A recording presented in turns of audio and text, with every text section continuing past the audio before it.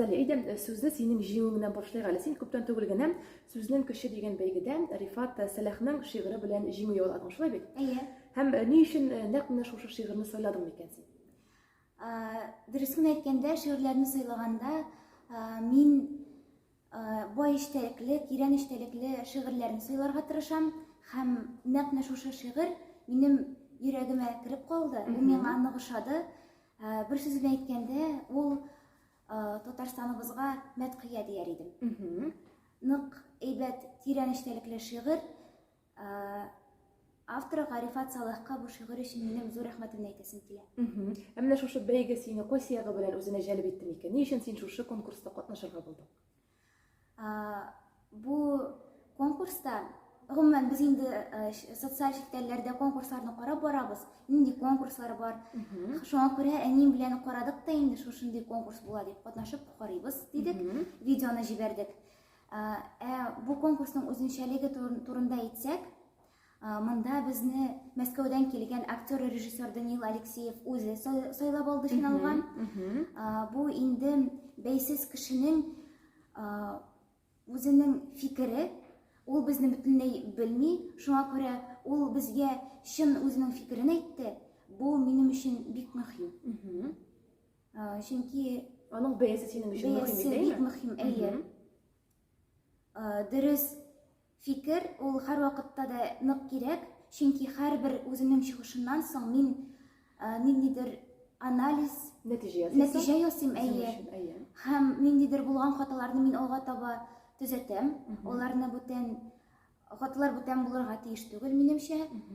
Бер мәсәлән, бер тапкыр хата булды, икенче тапкыр ул булырга тиеш түгел. Кабатланмаска тиеш түгел, әйе. Яхшы. Азалия, без сине шулай ук Шаян ТВ телеканалының алып баручы итеп тә беләбез, әйме? Шушы каналга ничек килеп эләктең син?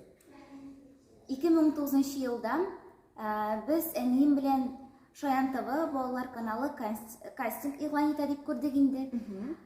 Һәм уйлап карадык. Моңа кадәр 2016 елдан бирле мин инде шәһәр күләмендәге чараларны алып бара идем. Булай конкурсларда катнаша идем. Шуңа күрә әйдә әле телевидениегә дә җибәреп карыйк үзебезнең визиткабызны. Анда үзең турында сөйләргә кирәк иде һәм шуны Шаян ТВ каналына җибәрергә кирәк иде.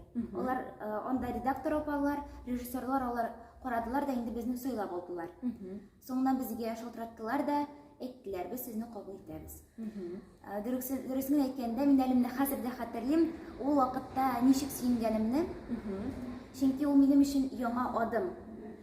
Телевидениедә мин моңа кадәр минем бер кашан да булганым юк иде. Һәр вакытта да һава торышын караганда, яңалыкларны караганда син карап утырасың. Ничек икән соң ул, ничек төшерәләр икән? Соңыннан инде үзем шунда барып эләккәч, Шаян ТВның кухнясын күргәннән соң минем бөтенләй тормышым үзгәреп китте. Чөнки анда шул хәтле кызыклы хәлләр дә булгалый кайбер вакытта. Тел дә тыңламый, сүзләрне дә онытасың. Ләкин Шаян ТВ минем өчен ул гаилә. Bütün redaktorlar, rejissörlar, балалар, алар барысы да минем өчен якын кешеләр инде хәзер. Һәм Шаян ТВ татар телен үстерүгә, үстерүгә зур тәргеш булып торды минем өчен. Чөнки телевидениегә эләккәнче мин татар телендә чиста сөйләшми идем. Шаян ТВ менә нәкъ тормыш мәктәбе булды, нәкъ шуңа өйрәтте һәм анда барлык аралашкан кешеләр, син алар белән танышасың, аралашасың. Бу синең үзеңнең күңелең өчен бик яхшы, бик кирәк һәм анда килеп эләккәнемә мин бик шатмын. Бу тормыштыр минемчә. Шулай булырга тиештер ул. Үзеңнең киләчәктә алып баручы буласың, киләмисең? Танылган алып баручы дип әйтергә, менә телевизиядәге балкып торган йолдыз буласың, киләме? Дөресен әйткәндә, мин ике һөнәрне дә күз алдымда тотам. Ул табиб була һәм шул алып баручы. Әлегә мин уйлыйм, чөнки мин әле 7нче класста гына, минем әле уйларга вакытым күп. Бик күп кеше әйтә инде, син бит алып баручы инде. Синең бу әзер профессия.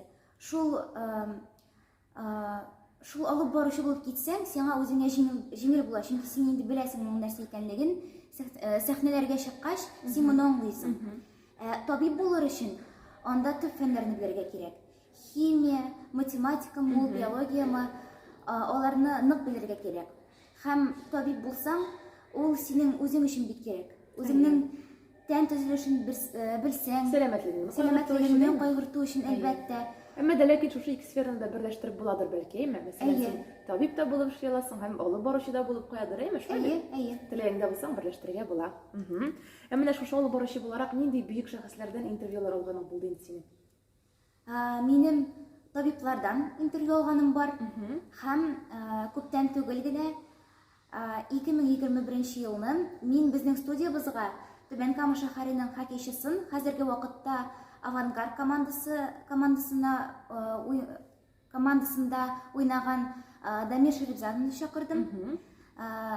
Дамир Шәрифзанов ул безгә хоккей турында сөйләде. Без аңа бик кызыклы сораулар бирдек һәм бик җылы әңгәмә кырдык.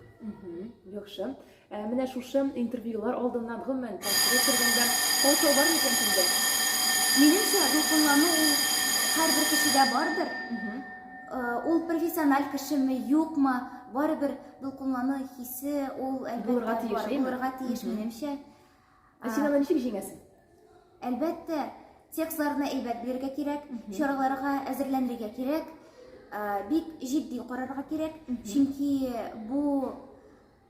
бу эш минем өчен бит инде. Ул хобби, ул тормыш өчен бик кирәк. Син кешеләр арасында, мәсәлән, дулкынланмасаң, дөрес итеп сөйләшә белсәң, әңгәмә кора белсәң, ул әлбәттә бик яхшы инде. Шуңа күрә дулкынлану әлбәттә бар, булырга тиеш һәм бу начар түгел. Яхшы. Бик зур рәхмәт сиңа Азали интервью өчен. Киләчәктә зур уңышлар телим. Рәхмәт, бик зур рәхмәт.